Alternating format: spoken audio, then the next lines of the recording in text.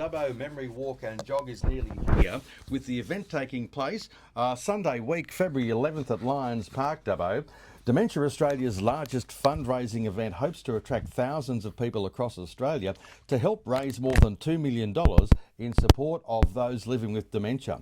Funds raised at the Dubbo event will help advance the work of Dementia Australia, which delivers invaluable support, education and resources for people living with dementia, their families and carers. You can choose to walk, jog or run in a 2.5 or 6 kilometre distance there.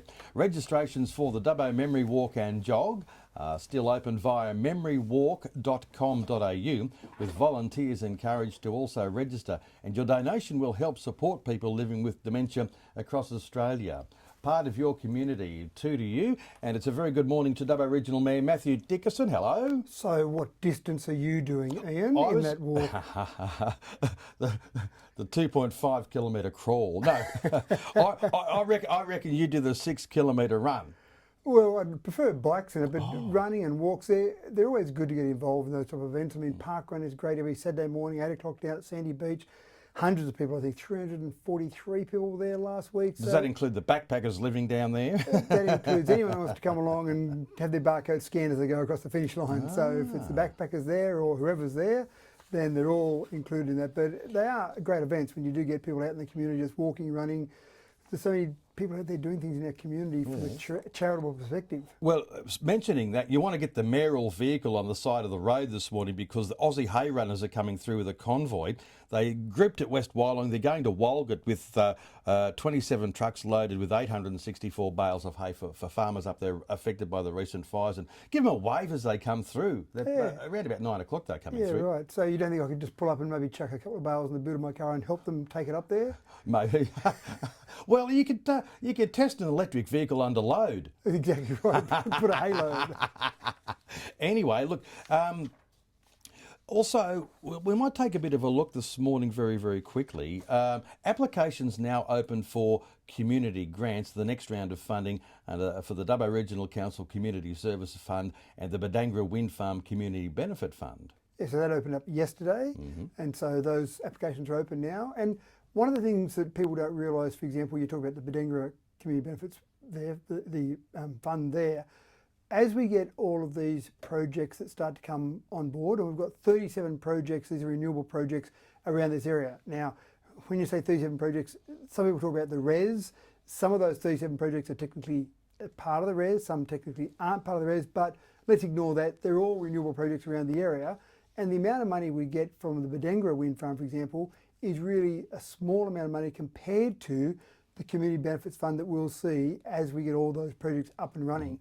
The conservative estimation is that you'll probably end up with $5 million a year coming into our LGA for the community, ignoring the farmers that are getting paid money to have various assets on their property. That's $5 million a year that'll come into the community for various projects, and they'll be focused around those particular areas where those projects are. So in other words, you won't have the Kerrs Creek Wind Farm have a community benefits fund that goes to people in Umundry. You'll have that money spent mainly around that area, maybe a 20-kilometre radius, for example. So all those different funds are great. This one at the moment, again, applications are open right now, but those other ones are in the future. Okay. That certainly augurs very, very well for the Dubbo Regional LGA, doesn't it? It does, and one of the things that's important, and we're out at a meeting at Eukarina just this week, one of the things that we stressed there was that this is not replacing funds that would normally be spent on various normal council projects. The whole idea of these is to do things that are in addition to, not normal run-of-the-mill standard projects that we'd be doing. So we want extra benefits. I'm actually meeting with Squadron Energy today to talk about the React Centre, which we've got a business case that went through council for. And again, that's something that is an addition to a benefit over and above what we've normally got. And that's our job as council, to make sure we end up with additional benefits for our LGA as a result of all these projects. So in a timely way now, you'd encourage not-for-profits and those sorts of things to apply for some of this funding under the round? Now, I'm not sure when you say in a timely way now, you're saying, hurry up, Matthew. Well, now that it's open. Sorry.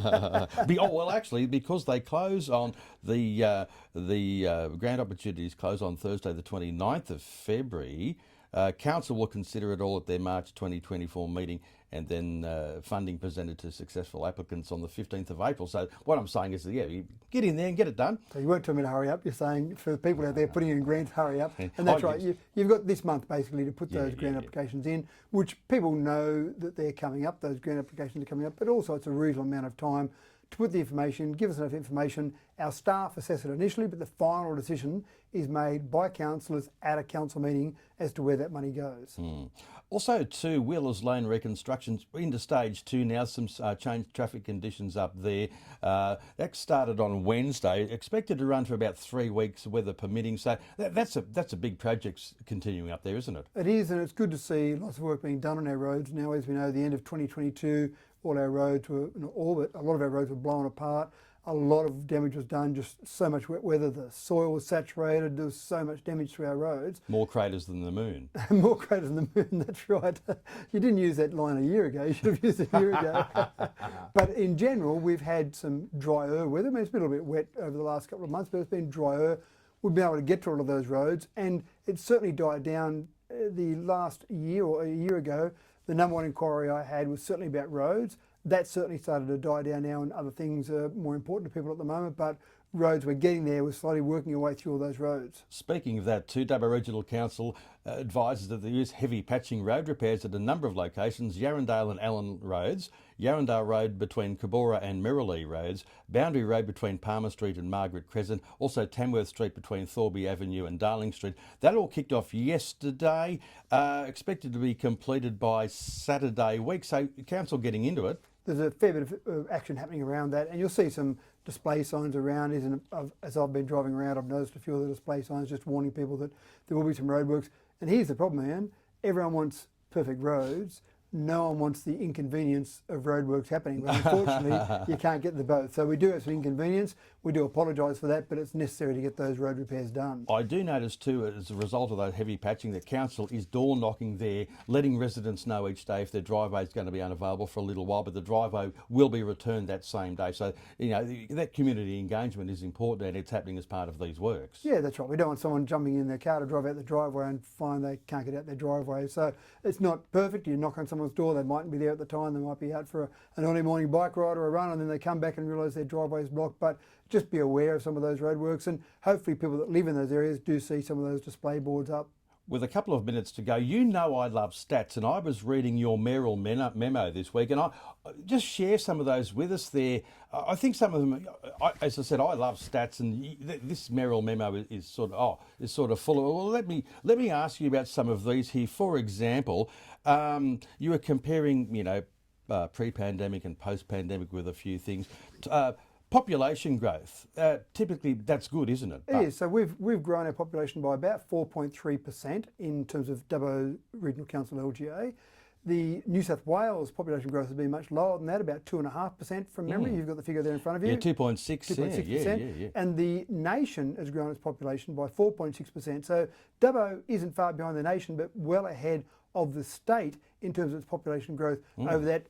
I've gone back pre-pandemic to post-pandemic, because obviously for those years, and we're always going to have an asterisk next to those years for so many things that happened during those years, where in 20 years' time people look at that, oh, what happened in 2022? How come those stats are a bit different? What about 2021? So we're always going to have a bit of an anomaly. So it seems to make sense to compare things before the pandemic started. Australia's road toll for last year was 6.9% higher than that in 2019. The median age of the 1,266 fatalities was 43, with 66.2% of all deaths occurring on regional roads and 88.4% on roads posted at 60 k's an hour or above. I mean, that's rather concerning, isn't it? Well, there's a few things to note in there. 1,266 people we lose each year on the roads. That seems terrible. I know various government agencies have tried to work to get that down, but it hasn't gone down. And again, you compare those numbers, it dropped down a bit during the pandemic, but people couldn't travel during that time frame. So back up higher again now. And then some of those other bits of data, country roads, regional roads, that's 2/3 of the accidents. And the age, we've got, when people lose their life at the median age of 43, we've got a lot of life left in them at 43. They certainly do. Well, Matthew Dickerson, you know I love stats, so I'm going to keep reading through that. Thank you very much for your time this morning, and you have yourself a great weekend, won't you? My pleasure, Anne. 2 to you, it's now 2 to 8 news at 8 o'clock.